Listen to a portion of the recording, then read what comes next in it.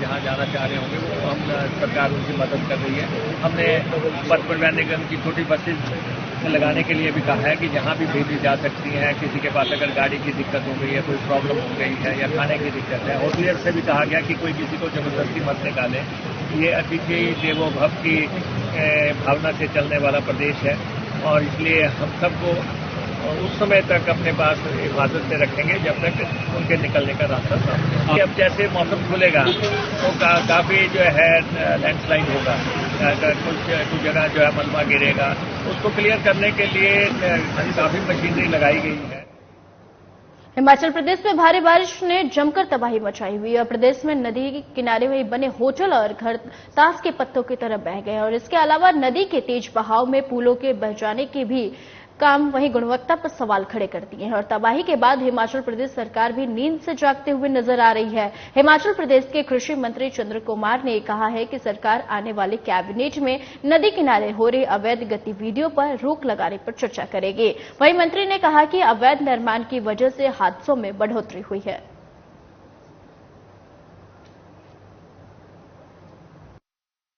बरसात हर बार होती है, लेकिन इस बार ठीक है कि बरसात ज्यादा है और बरसात ज्यादा से जो एरियाज जो ज्यादा अफेक्ट हुए हैं वो इसीलिए हुए हैं कि उन एरियाज में इलीगल कंस्ट्रक्शंस बहुत हुई है। मैं खुद देखता हूं मनाली कुल्लू में इतनी वहां पर जो है वो कंपटीशन हो रहा है कि दरियाओं के कोर्सेज जो है उनको रोका जा रहा है। बड़े बड़े 5 स्टार होटल्स की कंस्ट्रक्शन जो हो गई हैं, बीच दरिया की कंस्ट्रक्शन की हुई है। और आपको पता है कि मनाली का जब ब्यास निकलती है तो मनाली का पूरा लेवल जो है ब्यास के लेवल के साथ है।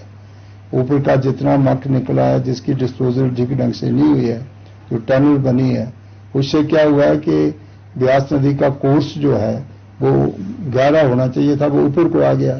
तो इन बारिशों की वजह से वो रुक गया है। थोड़ी बहुत मक्की जो है वो नीचे लोगों ने पहले लगाई है, उसके ऊपर बहुत बड़ी बीमारी पैदा हो गई है और एक ऐसा कीड़ा लग गया है जो उसको डैमेज कर रहा है। तो कृषि क्षेत्र में काफ़ी नुकसान हुआ है, काफ़ी उपजाऊ भूमि जो है बह गई है और इस तरह से जो है वो दूसरे जो हमारे लाइन डिपार्टमेंट हैं जैसे कि PWD है, इरिगेशन पब्लिक हेल्थ डिपार्टमेंट है और दूसरे हमारे बिजली विभाग के जो डिपार्टमेंट है उसको भी, दूसरों को भी काफ़ी नुकसान जो है वो। मंडी शहर में बारिश से हुए नुकसान का वहीं नेता प्रतिपक्ष जयराम ठाकुर ने जायजा लिया। उन्होंने मंडी के बीचों बीच पंचवक्त्र मंदिर और पंचवक्त्र से इंदिरा मार्केट को जोड़ने वाले पुल के नुकसान का जायजा लिया है। इस दौरान उनके साथ स्थानीय विधायक सहित सुंदरनगर विधायक भी मौजूद रहे। वहीं नेता प्रतिपक्ष जयराम ठाकुर ने कहा कि मंडी शहर में हुए नुकसान को प्रशासन और सरकार देख रही है और आकलन भी कर रही है। उन्होंने यह भी कहा कि हमें पूरा विश्वास है कि सरकार और प्रशासन मिलकर इस आपदा से निपट रहे हैं। और इसी के साथ जयराम ठाकुर ने कहा कि केंद्रीय गृह मंत्री अमित शाह ने बाढ़ में फंसे लोगों के रेस्क्यू के लिए मौसम साफ होते ही सेना के चॉपर भेजने के लिए कहा है।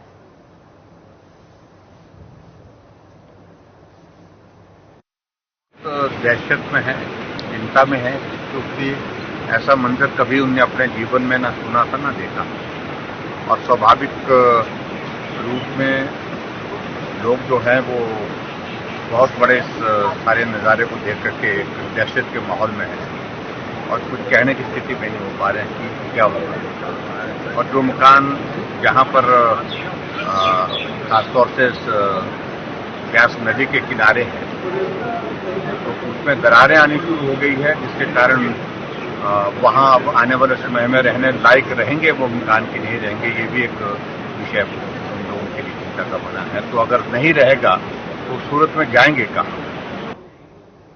राजधानी शिमला में बरसात में पानी का संकट खड़ा हो गया और पिछले 3 दिनों से हुई भारी बारिश के चलते पेयजल परियोजनाओं में भी भारी गाद आ गई है। और यही नहीं, चाबा पेयजल परियोजना का भी आपको बता दें कि पंप हाउस पानी में डूब गया है और जिसके आपको बता दें कि चलते यहां पर पंपिंग ठप हो गई है। और इसके अलावा गिरी और गुम्मा पेयजल परियोजना में भी भारी गाद आ गई है। वहीं मंगलवार को शिमला में सभी परियोजना से केवल 6 MLD पानी ही पहुंच पाया है और शहर में प्रतिदिन 40 MLD कि करीबन वहीं पानी का जरूरत रहता है। आपको बता दें कि सोमवार को भी शिमला में किसी भी पेयजल परियोजना से पानी शिमला शहर नहीं पहुंच पाया, जिसके चलते शहर में पानी के लिए हाहाकार मचा हुआ है।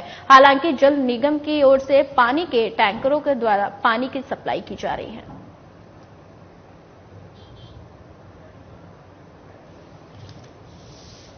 आपको बता दें कि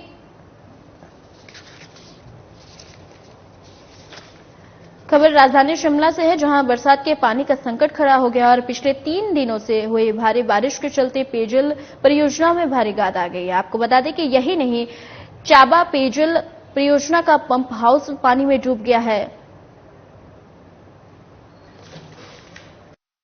काफी समस्या रही है क्योंकि प्राकृतिक आपदा इतनी ज्यादा आई है और बारिश लगातार बारिश हो रही है, काम करने का समय भी नहीं मिल रहा है और सारे जो हमारे पानी के प्रोजेक्ट्स हैं उसमें काफ़ी सिल्ट भी आया हुआ है। और आज सुबह भी पानी के हमारे अधिकारी जो गए कुछ प्रोजेक्ट्स में गए हैं, पानी को जहाँ लीकेज है, जहाँ ब्लॉक्ड हुआ पानी उसके लिए।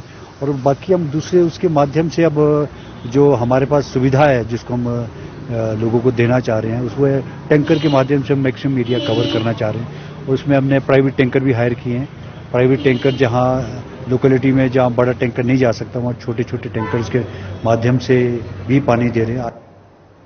सिरमौर के पावंटा साहिब के मेरोवाला में यमुना के टापू पर फंसे 2 परिवारों को 32 लोगों का सफल रेस्क्यू किया गया है। वहीं धौला कुआं के पास सैलाब में बहने से एक व्यक्ति की मौत हो गई है। बता दें कि मेरोवाला में स्थानीय गोताखोरों के द्वारा किए गए अब तक के सबसे बड़े रेस्क्यू के दौरान टापू से 40 मवेशियों को भी सुरक्षित निकाल लिया गया है। और रात्रि लगभग 2 बजे शुरू हुए इस रेस्क्यू ऑपरेशन में स्थानीय एसडीएम, पुलिस अधिकारी और स्थानीय गोताखोर मौजूद रहे। वहीं दूसरी ओर गिरी नदी के टापू पर फंसे 5 लोगों को 3 दिन बाद भी रेस्क्यू नहीं किया जा सका है। मिली थी कि कोई 25 से 30 लोग, ऐसी खबर आई थी कि फंसे हैं। अपना जो हमारा भंगाड़ी साहब है उसी तरफ पीछे जो हमारी जूता फैक्ट्री उसके पीछे एक खाड़ा है, वहां पे कुछ गुज्जर समुदाय के हमारे लोग हैं वो फंसे हुए हैं। तो हमारी टीम और पुलिस के लोग वहां पे पहुंच गए थे रात को, क्योंकि अंधेरा था, वो रेस्क्यू ऑपरेशन उस टाइम नहीं कर पा रहे थे। तो सुबह कोई 5 बजे सारे ही लोग इंक्लूडिंग मी वहां हम पहुंच गए और वहां पे जाके हमारी गोताखोरों की टीम भी आई और उन लोगों को वहां से सुरक्षित निकाला गया। खबर शिमला से है, जहां भट्टा गोफर फल मंडी में पहाड़ी से ही गिर रहे पत्थर और मलबे को देखते हुए एपीएमसी ने फल मंडी को बंद करने का फरमान जारी कर दिया है और आढ़तियों को पराला मंडी जाने के निर्देश दे दिए गए हैं। इस मंडी को 2020 में ही असुरक्षित घोषित कर दिया गया था और इसके बावजूद हर साल यहां सेब का कारोबार होता रहा है और फल मंडी के ऊपर बरसात में पत्थर गिरते रहते हैं और जिससे कि यहां पर खतरा बना रहता है और जिसको देखते हुए एपीएमसी द्वारा मंडी में कारोबार न करने को लेकर नोटिस जारी कर दिया गया है और कारोबार बंद करने को भी कहा गया है।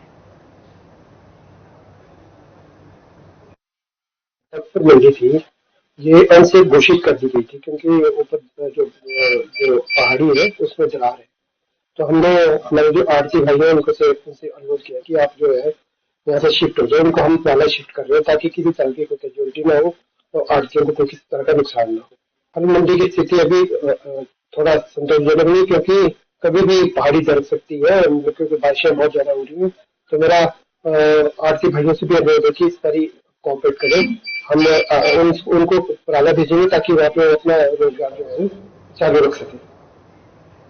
खबर शिमला से है, जहां आपदा से बचने के लिए डिजास्टर मैनेजमेंट वॉर रूम स्थापित किया गया है जिसमें हिमाचल पुलिस के कार्यकारी डीजीपी सतवंत हटवाल त्रिवेदी खुद नजर रख रहे हैं। और बता दें कि पर्यटकों को बाहर निकालने के लिए हिमाचल पुलिस ने युद्ध स्तर पर अभियान छेड़ा हुआ है। इस दौरान कार्यकारी डीजीपी ने कई स्थानों पर फंसे 200 पर्यटकों के साथ वही कांटेक्ट स्थापित किया है और इस आपदा में फंसे लोगों को मदद पहुंचाने की कोशिश कर रहे हैं। और पुलिस ने हेलीकॉप्टर भेजा जो कि वापस लौट आया है और बताया जा रहा है कि खराब मौसम की वजह से एयरलिफ्ट नहीं हो पाए हैं।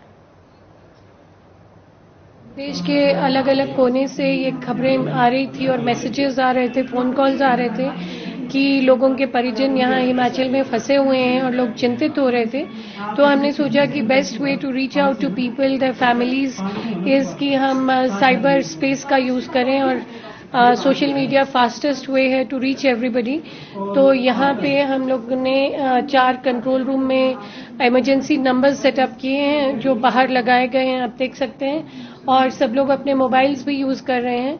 हम अपने फेसबुक, ट्विटर, सब सोशल मीडिया हैंडल्स पे बार बार इन्फॉर्मेशन डाल रहे हैं। जहां जहां से हमें फोन आ रहे हैं लोगों के, उनके परिजनों तक हम पहुंचने की कोशिश में लगे हुए हैं।